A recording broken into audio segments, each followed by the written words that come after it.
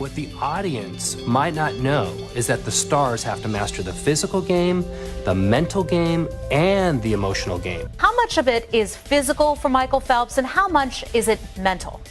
He's such a phenom, it's amazing. I mean, he's got great physical skills, but it's also his mental game that brings him to the top.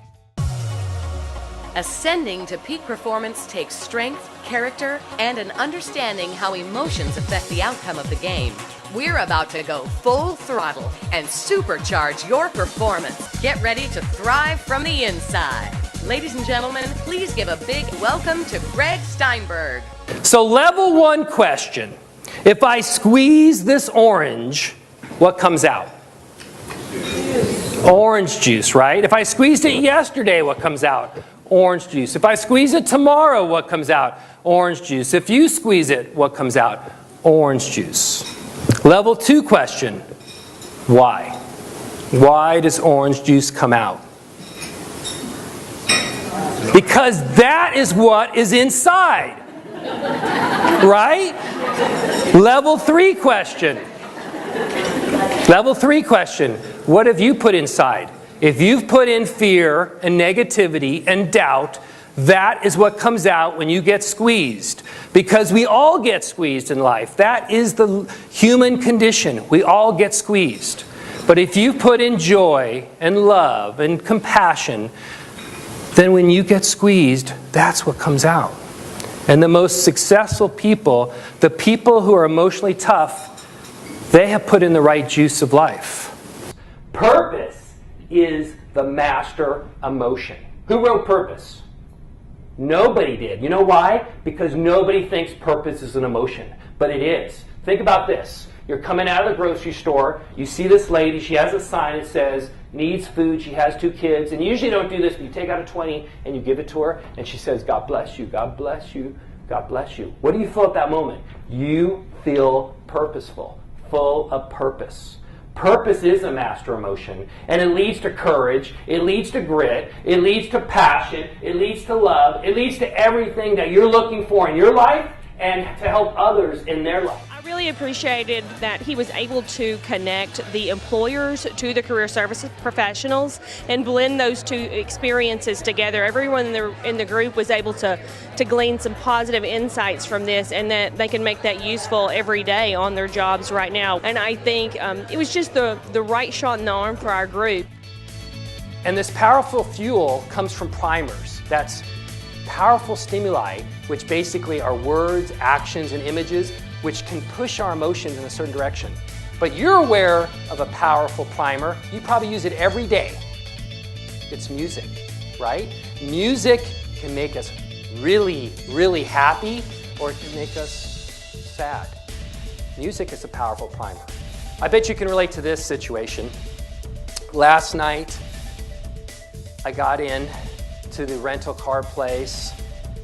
I was tired. I just wanted to get the rental car, and there was this line out the door. It took me probably an hour to get my car. Finally got my car. I'm driving here. I'm in traffic. I just want to get to the hotel, and all of a sudden, that song comes on the radio. And for me, it's Move Like Jagger by Maroon 5. I love that song. I mean, it just gets to me.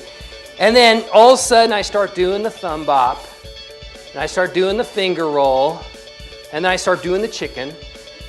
And because it's Jagger, I'm doing the lip thing.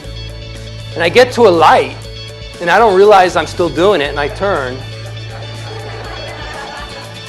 And it was a cop.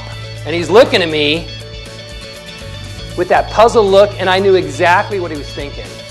He was thinking, that guy is a great dancer. So you get that. Dr. Steinberg was very powerful. The information that he offered was fantastic and well received by everyone. I thought it was really inspiring. I think we all face challenges every day, and it's really helpful to have that buzzword that we can think about when we need to motivate ourselves. And a great example of this is one of my favorite stories and who I really admire, Muhammad Ali. Long before he was boxing champion of the world, long before he strode up those stairs shaking from Parkinson's to light the Olympic flame. Remember that in Atlanta? That was an amazing scene. He grew up very poor in Louisville. His mother could barely afford food, definitely not expensive toys, but the young Muhammad Ali, back then known as Cassius Clay, thank you, saw this blue bike. It was just Schwinn, had this leather seat and the great handlebars and that great emblem. And man, he wanted that bike. So he got a job boxing groceries at a local grocery store, excuse the pun. He finally had enough money for that blue bike, handed the shopkeeper the money. Next day, he rode all over Louisville for 8 hours. He showed off to his friends, his family, that blue bike. Man, he loved that bike. The next day, parked his bike in front of the grocery store when he went to work, made sure the lock was nice and tight. When he came back out, someone had clipped the lock and stolen his bike. And he never found his bike. He never found out who stole his bike. But we all know Muhammad Ali is a true champion. He's totally emotionally tough, and he harnessed that negative energy into a positive force of power. So every time he would step into the ring, he'd point at his opponent and say, "You're the guy who stole my blue bike." But let me tell you, this method is not about sport. It's not about business. It's not about aviation. It's about life. It's about life. It can greatly impact everything in your life, including your health. I remember last summer, Joel Osteen came to Nashville, where I live, and I think he's got a great message. He's that televangelist that you see on TV. My wife likes him. But I wanted to see what gives him such great charisma, because he's got a great following and people love him. And I went, and within 5 minutes I discovered what gave him the great charisma. It was his mother. His mother comes on stage. She's 5'0", great ball of energy. And within a few minutes, she said this. She said, 20 years ago, I was diagnosed with cancer. And I took the chemo and my hair fell out. My skin turned yellowish. I didn't want to feel sick. I didn't want to look sick. I didn't want to look in the mirror. So what I did was I took pictures of my healthiest state and I put them all over the house.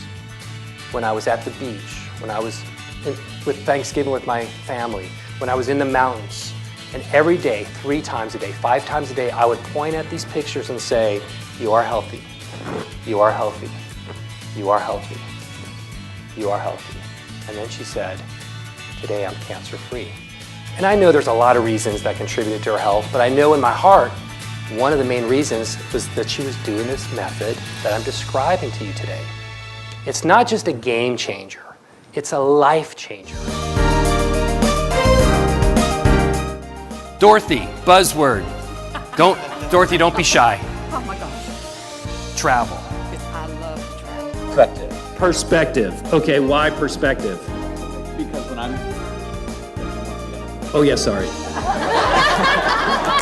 I'm not Oprah. I don't know what I'm doing. What that experience and these experiences taught me is this. Your soul cries out for meaning and purpose. You must live in purpose. And if you do not, your physiology will find you out. And yes, you can watch endless videos on YouTube about cats with funny hats. You know who I'm talking about. And you can distract yourself by playing golf or other hobbies. And you can deny and placate those negative emotions with substances. But eventually, your physiology will find you out if you do not live in purpose. That's a human truth. That you are the extraordinary project. You are the extraordinary project. And that when you live in purpose, you will hear those sweet notes to your life song. You will release those amazing talents that you have. And you will become the person you always wanted to be. You will become the person you were meant to be. That's not an ancient truth. That's not a modern truth. This is our truth. So I know what you really want to do. So one last time, everybody stand up. Everybody stand up. Point at your neighbor and say, "You're the person who stole my blue bike." Thank you very much. It's been a pleasure.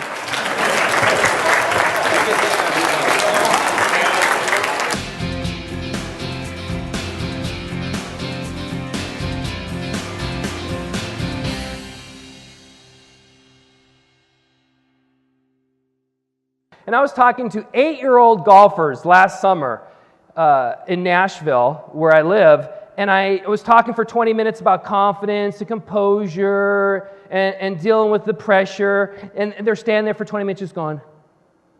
And I said, is there any questions? Do you have any questions? And this one 8-year-old in the back room raised his hand, and he goes, and I go, what is it? He goes, do you know you look just like Will Ferrell?